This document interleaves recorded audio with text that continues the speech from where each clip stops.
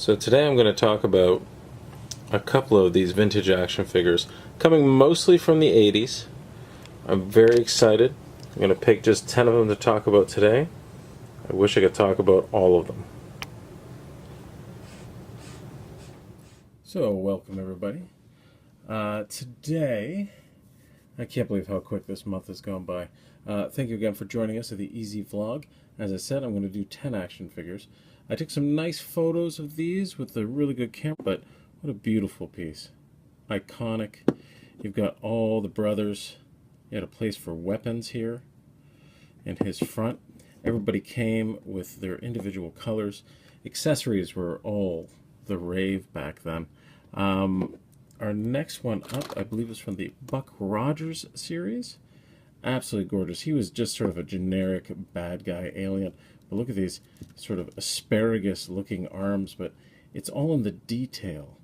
The beautiful detail. I mean, you only got, what, 1, 2, 3, 4, 5, 6, 6 points of articulation. Compared to what is available today, this is sad, but come on. He is gorgeous. He's just your typical beautiful alien.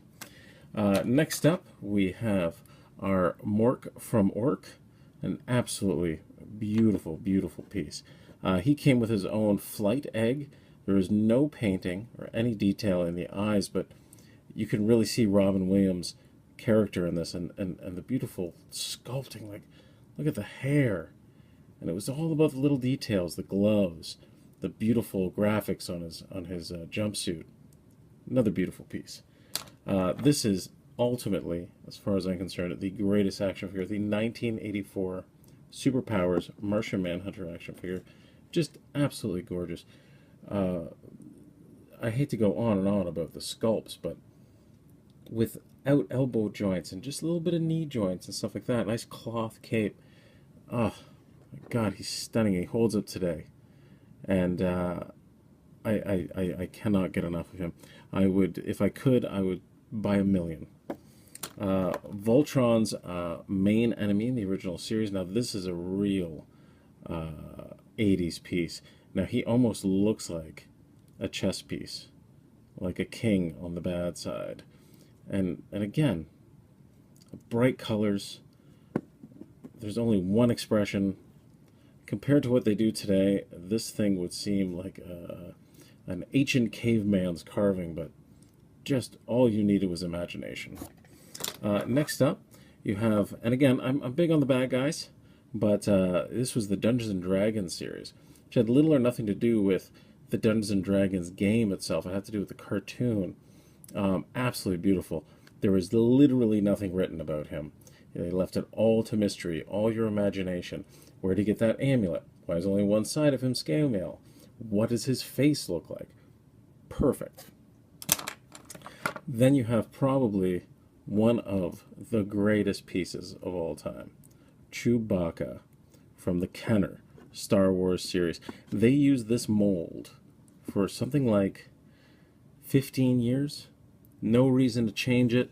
They got new characters in the new films. Han Solo got different outfits. Luke got different outfits. Hell, Lando was in disguise, but Chewie never changed.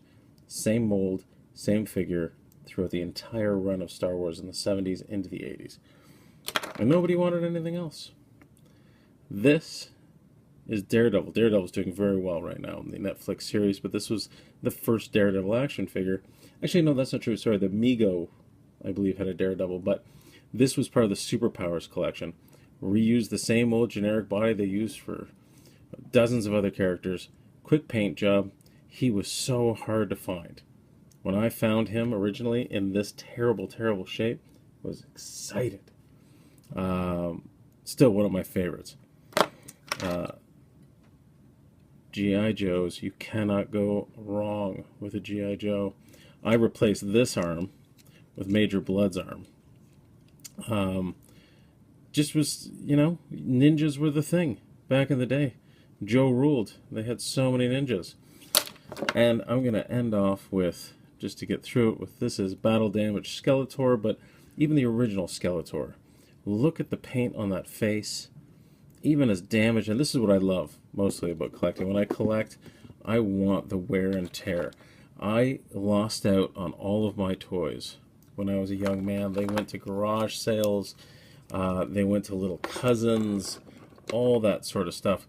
And I spend my life now still trying to find them all again. And the more war-torn and battle-damaged, the happier I am to see them that way and know that they were loved. Thank you so much. Again, hit subscribe, hit like. We appreciate all your input. And this is the Easy Vlog. Nanu nanu.